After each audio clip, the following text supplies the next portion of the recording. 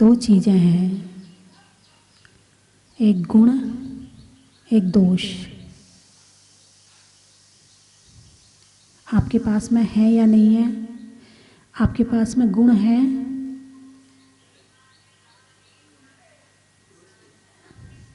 कितने लोगों के पास में गुण है? हाथ उठाओ।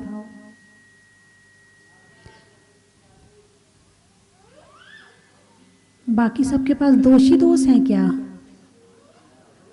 ओहो, आप गुणों का खजाना है। आप यहाँ बैठे हैं ना, ये भी तो एक गुण है। आपके अंदर गुण नहीं होता तो आप कैसे आते यहाँ पर?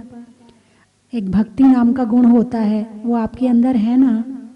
भगवान की भक्ति करते हैं, तीर्थ यात्रा करते हैं, गुरुओं की सेवा करते हैं, आहार देते हैं, वैयावृत्ति करते हैं, लोगों का सम्मान करते हैं, लोगों के लिए सहायता करते हैं। और आप बहुत सारे, भले आप व्रत उपवास नहीं कर पाते, लेकिन इसके अलावा भी तो बहुत अच्छे अच्छे काम करते हो ना।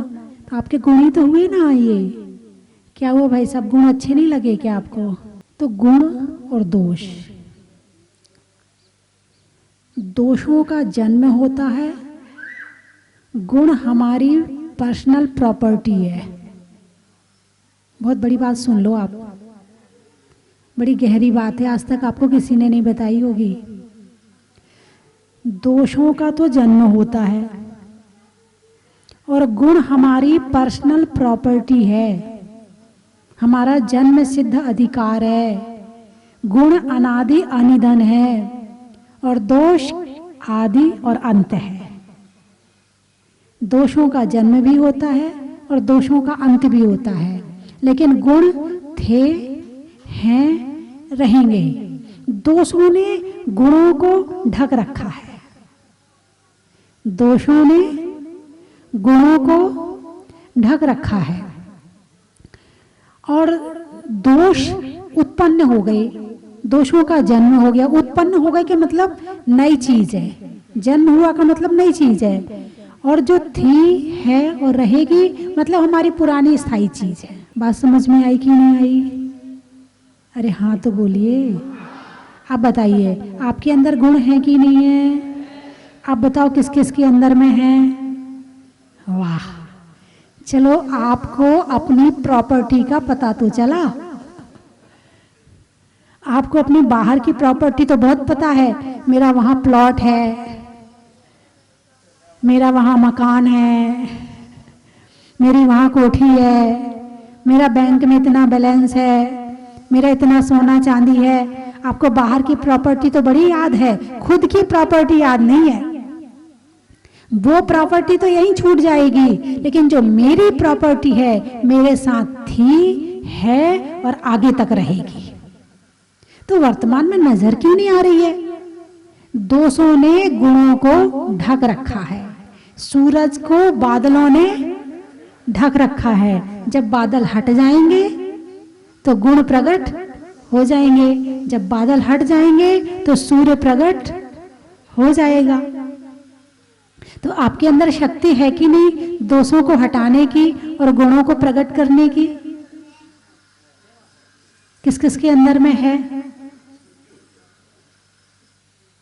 कुछ लोगों ने हाथ उठाया। अच्छा, सबके अंदर में है, बहुत अच्छी बात है।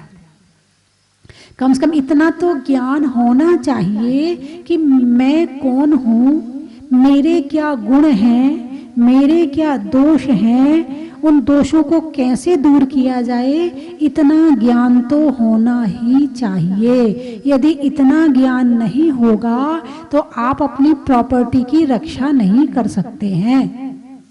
जब आपको पता ही नहीं है कि आपका प्लॉट कहाँ कहाँ पर है, तो आप उसकी सुरक्षा कैसे करेंगे? जब आपको पता ही नहीं कि आपका बैंक में कितना बैलेंस है, तो आप जाकर कैसे देखेंगे? कभी कभी आप अपनी चेकबुक चेक कर लेते नहीं कितना बैलेंस है? अगर भूल जाते हो कभी कभी तो चेक कर लेते हो, नहीं कर लेते हो?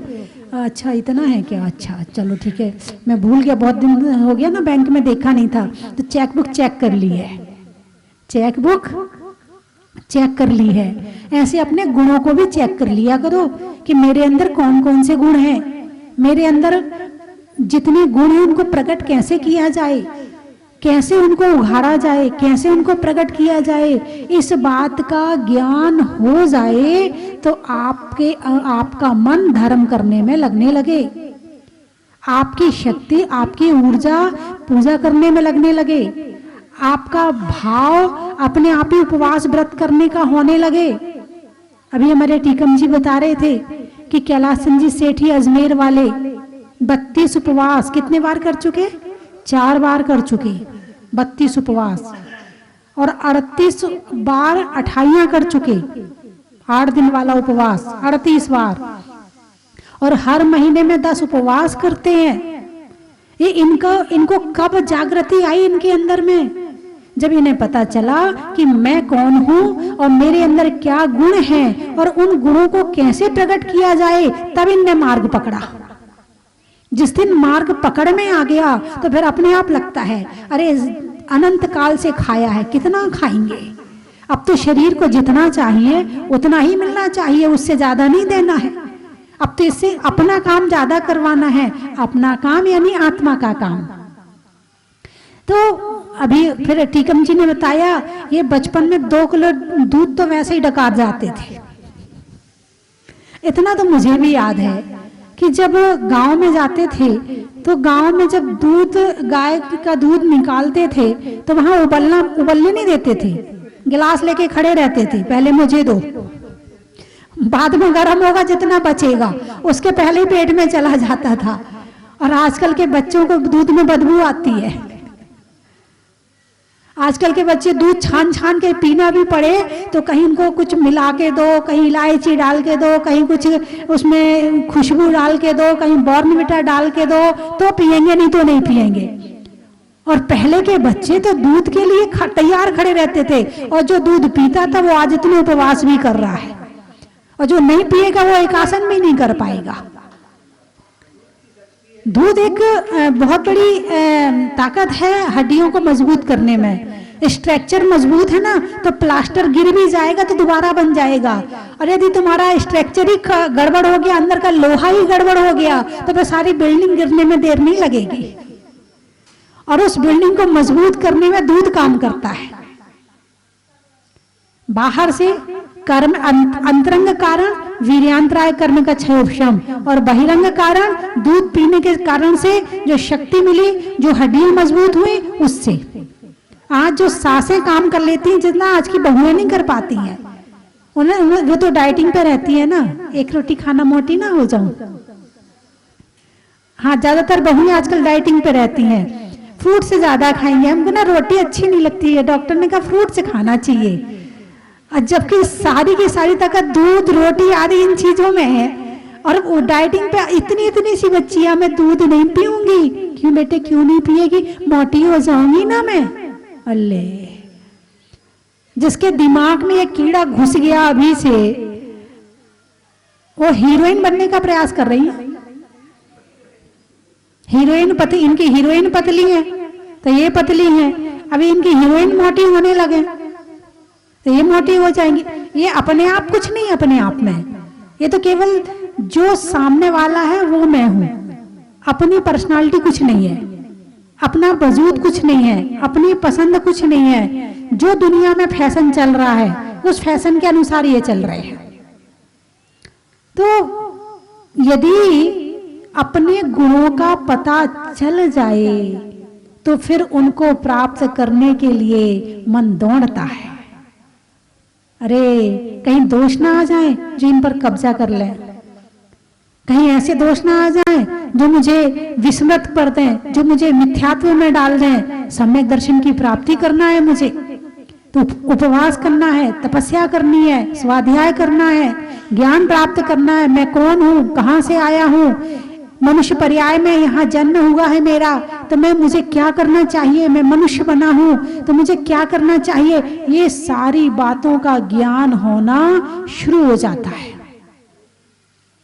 और जब तक गुणों का ज्ञान ना हो, जब तक अपनी प्रॉपर्टी का ज्ञान ना हो, तब तक कोई कब्जा कर ले हमें पता ही नहीं है। तो आपके अंदर गुण है ना? अरे बोलिए ना, फिर से पूछ लूं, हैं? चलो, किसने बताया आपको अंदर मेरे के गुण हैं? आपने बताया। आपको किसने बताया? गुरुओं ने बताया, जिनवाणी ने बताया। वहां कहां से आया? भगवान से आया। कहां से आया?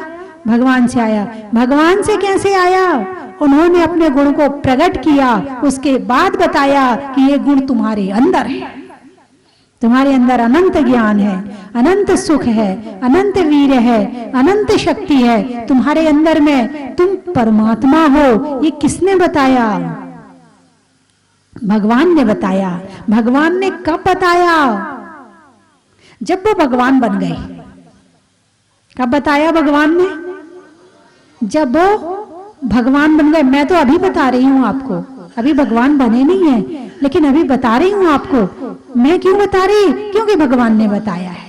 जो मैं बता रही हूं वो मैं नहीं बता रही हूं, वो कौन बता रहा है? भगवान बता रहे हैं। मैं तो केवल पोस्टमैन का काम कर रही हूं। पोस्टमैन का क्या काम होता है? पहुंचाना। लेकिन पोस्टमैन थोड़ा बहुत अनुभव करता है, हालांकि उसे ज्यादा अनुभव नहीं होता है। उसे तो किसी की यदि मृत्यु के समाचार की चिट्ठी हो तो वो भी उसी तरह से देता है, जन्म के समाचार की चिट्ठी हो वो भी उसी तरह से देता है। लेकिन ऐसे वाले पोस्टमैन नहीं है। यहाँ तो गुणों की प्राप्ति का प्रयास प्रारंभ हो चुका है, उसके बाद कुछ मिला है, उसके बाद बता रही हूं कि आपको भी मिल सकता है। गुणों का मतलब है सुख और दोषों का मतलब है दुख। अब दो चीज हो गई ना। गुण का क्या मतलब हुआ? ज्ञान में सुख है कि नहीं है? अरे बोलिए ना। अच्छा ये बताओ, बच्चे कब तक खिलखिला के हंसते हैं? युवा कब तक खिलखिला के हंसते हैं? जब तक पढ़ाई करते हैं। जब तक पढ़ाई करते हैं, जब तक वो पढ़ाई में बिजी होते हैं, उनका माइंड फ्रेश होता है, उनका मन टेंशन से मुक्त होता है, वो अपने आप को अच्छा फील करते हैं, वो खिलखिला के हंसते, बिना बात के भी हंस लेते हैं। और जैसे ही वो टेंशन में आए, जो उन्होंने ज्ञान प्राप्त किया है, भौतिक ज्ञान, उसको जैसे कमाई में लगाने का प्रयास किया, बचपना खेलन में खोया, जवानी नींद वर सोया, बुढ़ापा देख कर रोया, यही किस्सा पुराना है। खिलौना मिल गया। क्या मिल गया? खिलौना मिल गया। वो खेल रहे, उनका मन लग गया। आप क्या बिना खिलौने के खेलते हैं? अरे बोलिए ना। आपको इसका खिलौना मिला है, आपको दुकान का खिलौना मिला है, आपको बच्चों वाले खिलौने मिले हैं, वो इससे खेल रहे हैं और तुम उनसे खेलते हो, है ना?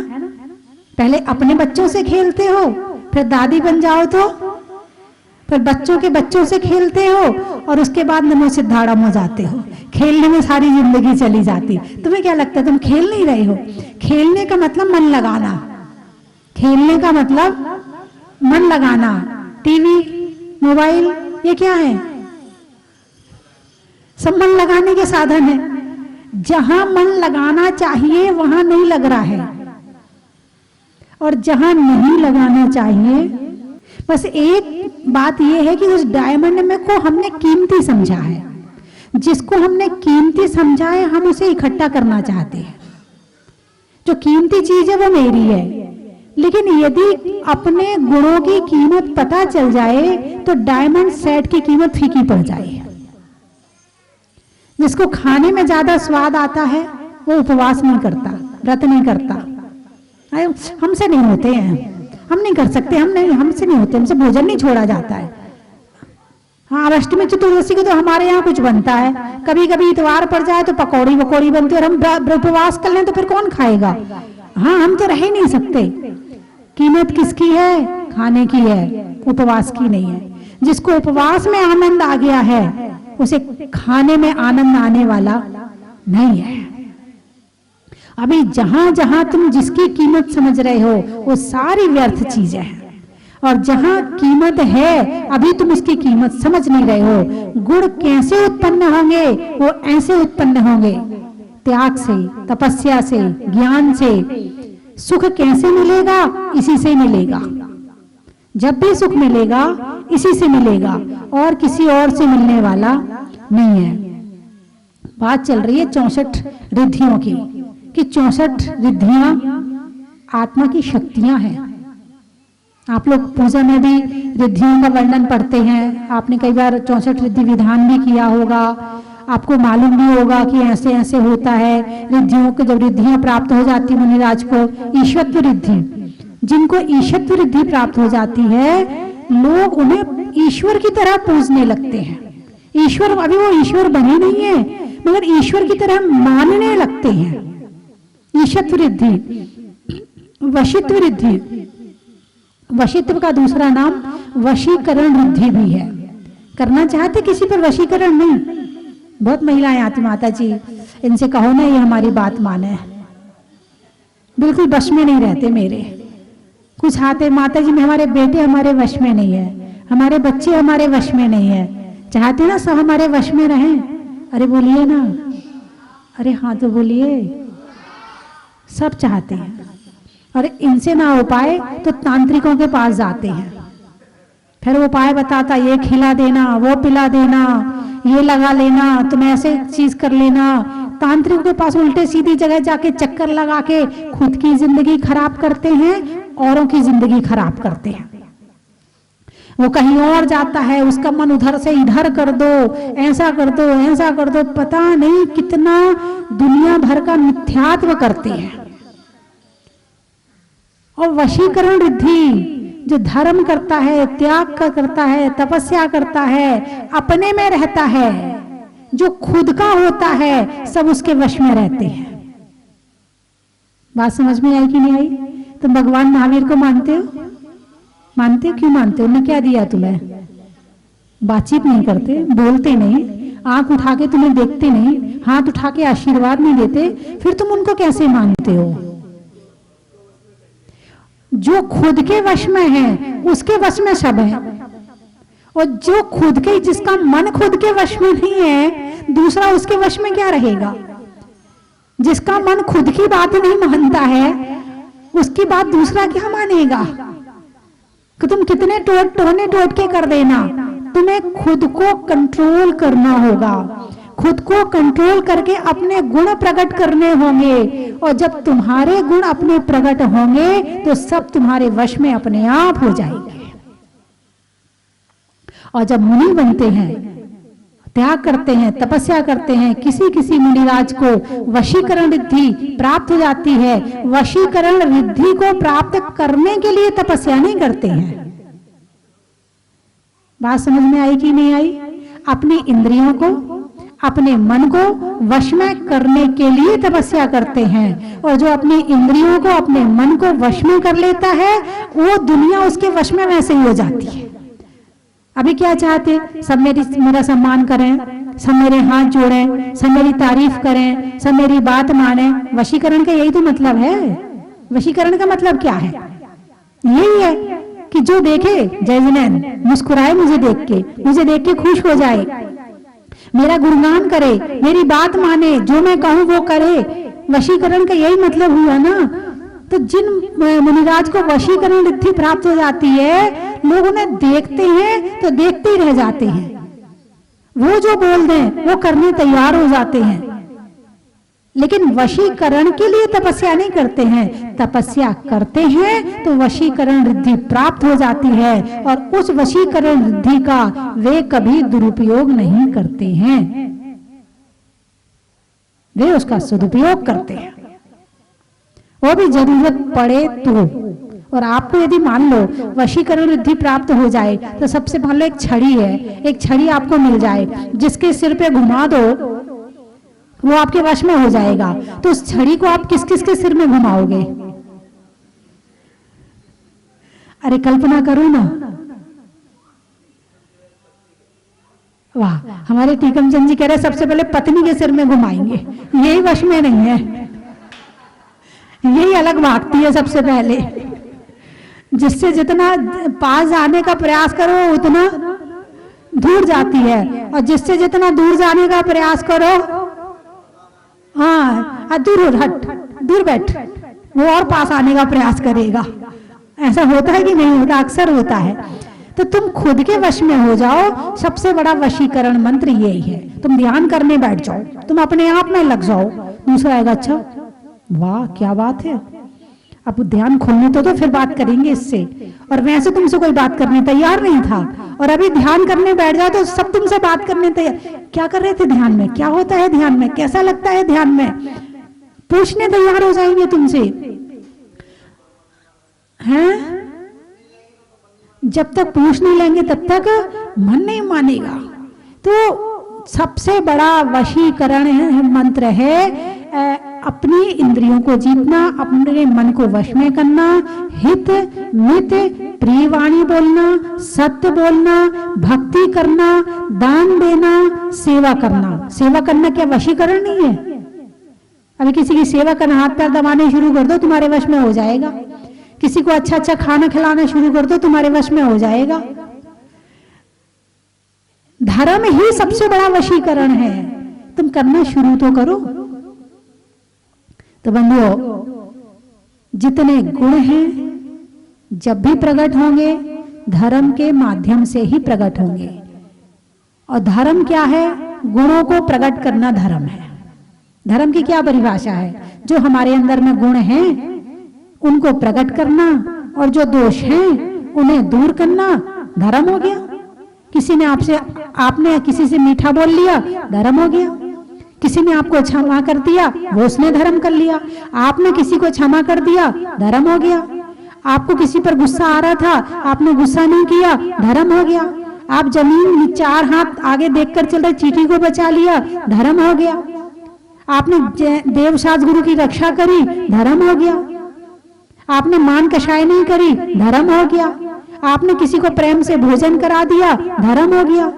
धर्म करना सबसे सरल है, सबसे सरल। चलते फिरते खाते पीते उठते बैठते सोते जागते धर्म कर सकते हो आप।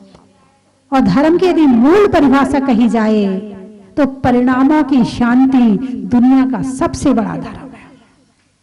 परिणामों में निर्मलता दुनिया का सबसे बड़ा धर्म है। सारे धर्म करने का एक ही उद्देश्य है कि मन शांत रहे। क्या रहे? मन शांत रहे। तो जिन जिन कामों से मन शांत होता है वो सारे काम धर्म है। ठीक है? मेरी बात आपके समझ में? बोलिए ना, जोर से बोलिए ना।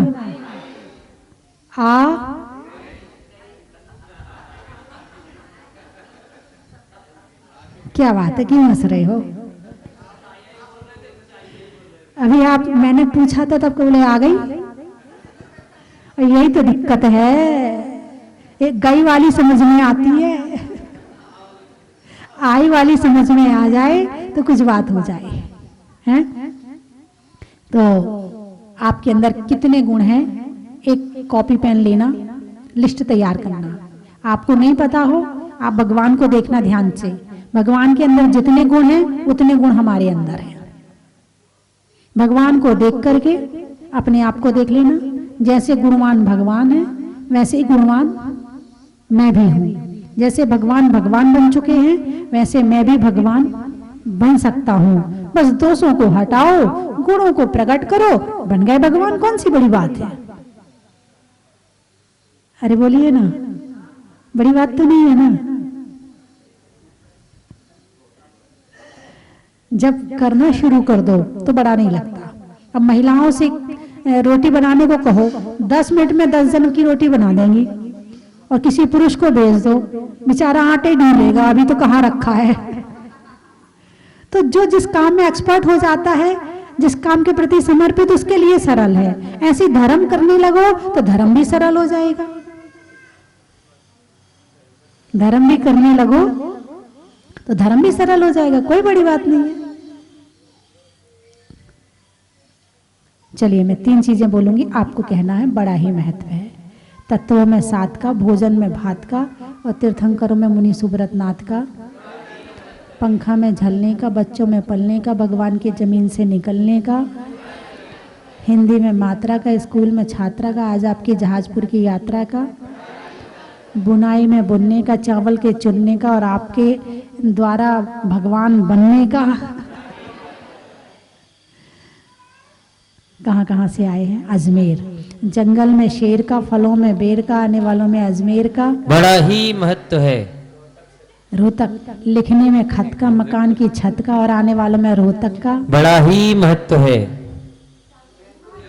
जयपुर। गाने में सुर का, नृत्य में नूपुर का, आने वालों में जयपुर का। बड़ा ही महत्व है। बोलने में मीठी वाणी का, मंदिर में जिनवाणी का और आने वालों में सिलवानी का। बड़ा ही महत्व है। नीमाच। अग्नि में आँच का, बोलने में सांच का और आने वालों में नीमाच का। बड़ा ही महत्व है। पानी में मगर का, चलने में डगर का, आने वालों में वर्णनगर का। बड़ा ही महत्व है।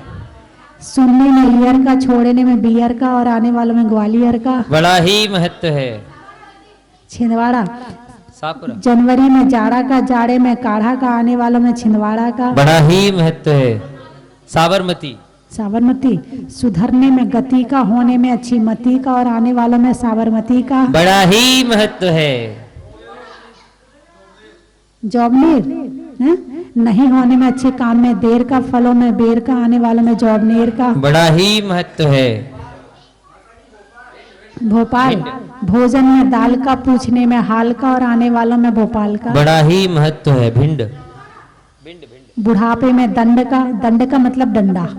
बुढ़ापे में दंड का, पापों के खंड खंड का और आने वालों में भिंड का। बड़ा ही महत्व है।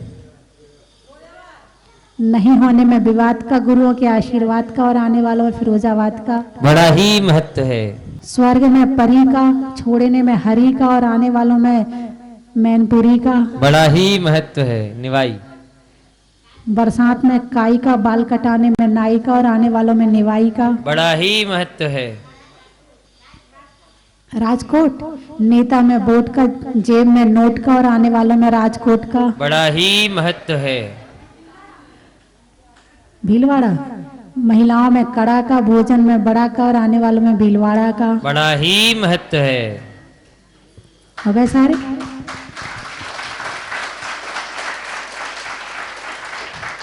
करने में जय जिनेन्द्र का, करने में जय जिनेन्द्र का, स्वर्ग में इंद्र का और करने में धर्म का। बड़ा ही महत्व है। बोलिए 24 भगवान के। हमारे कर्मों की वजह से कल रास्ते में एक गाय हमारी कार के आगे आ गई। लोग बाग बताते हैं कि उस जगह पर पिछले 3-4 दिनों से बड़ी बड़ी घटनाएं हो रही हैं, जिसमें कारें पलटी तक हैं और जनहानि भी हुई है। धनहानि होना कोई खास बात नहीं है, लेकिन जनहानि तक हुई है। और हम लोग चूंकि स्वस्थ धाम की यात्रा के लिए निकले हुए थे, तो ये एक चमत्कार ही कहा जाएगा बाबा का कि हमारा पूरा परिवार जो इस समय हमारे साथ खड़ा हुआ है बिल्कुल सुरक्षित। एक जरा सी खरोंच केवल इनके यहाँ, ये इतनी सी खरोंच है और किसी के कहीं पर भी कोई चोट नहीं है। यह चमत्कार बाबा का है जो हम यात्रा के लिए निकले हुए थे। माता जी का आशीर्वाद, हम लोग पूरी चर्चाएं वो करते हुए आ रहे थे। एक बार मन ये हो गया था कि नहीं, अब हम जहाजपुर नहीं जा पाएंगे, अपन सीधे कोटा चलो। लेकिन गाड़ी में दोबारा बैठते ही बिल्कुल ये हो गया कि नहीं, अपने को स्वस्थधाम मुनि सुव्रतनाथ भगवान के चरणों में चलना है और आज रात को वहीं रुकना है। हम बिल्कुल नहीं जाएंगे, हम कल जाएंगे। पहले हमको जिस कारण से हमको सुरक्षित हुए हैं वो छोड़ के किसी सूरत में नहीं जाएंगे।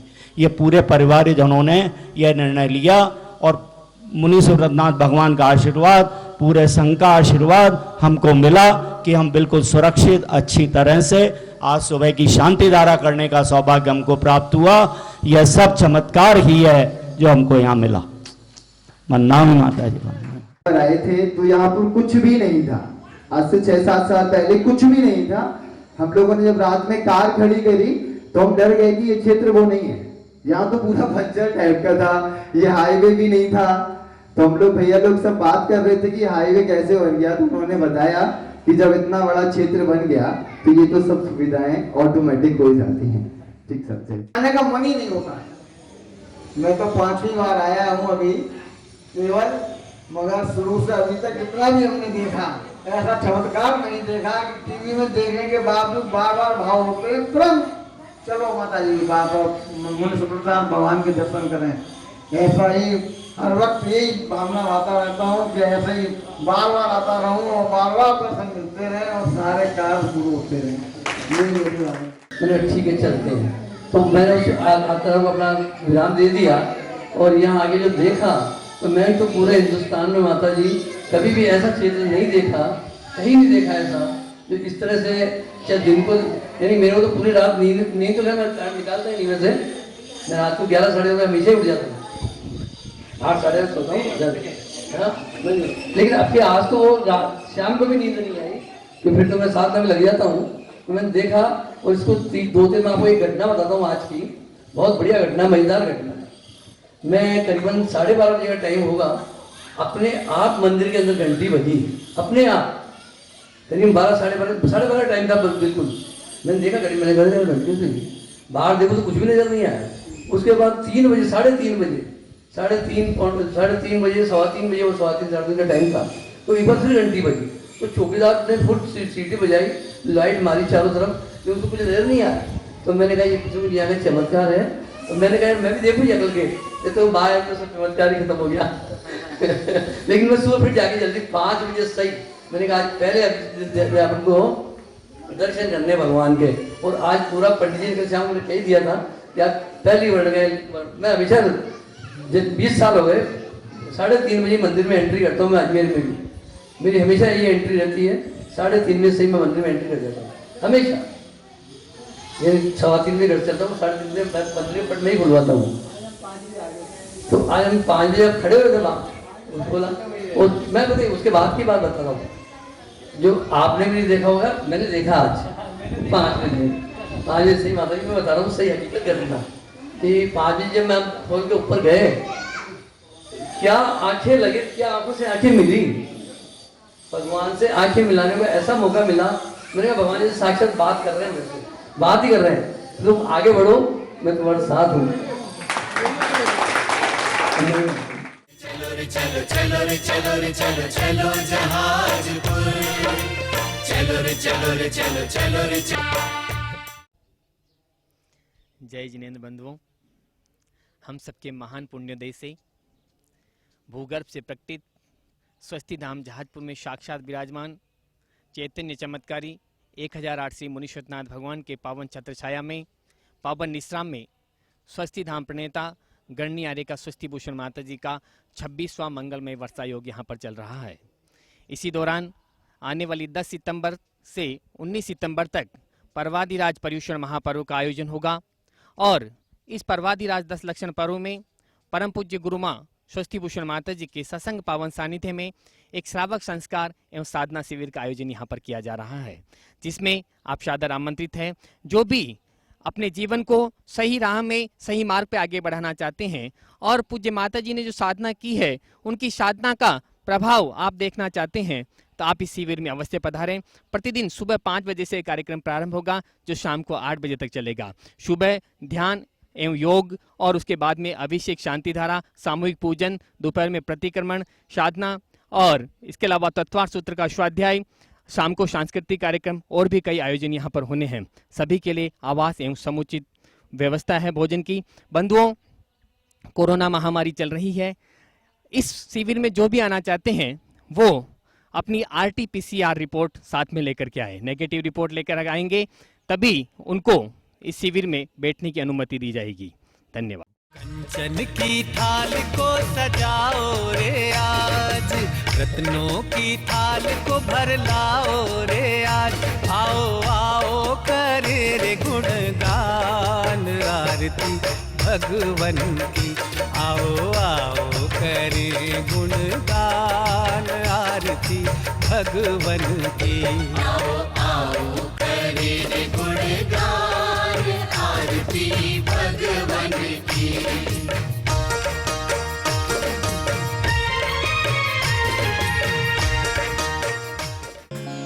परम विदुषी लेखिका गणिनी आरिका रत्न श्री 105 स्वस्ति भूषण माता जी, जिन्होंने मात्र 20 वर्ष में 100 से भी अधिक किताबें लिखकर जैन समाज को अनूठा योगदान दिया है। बड़े बड़े विधान जैसे कल्पद्रुम महामंडल विधान, सिद्ध चक्र महामंडल विधान, इंद्रध्वज महामंडल विधान एवं विशेष जिनपद, पूजांजलि आदि महत्वपूर्ण साहित्य बहुत ही सरल व सुबोध शैली में लिखे हैं। इसमें गद्य एवं पद्य साहित्य भी समाहित है।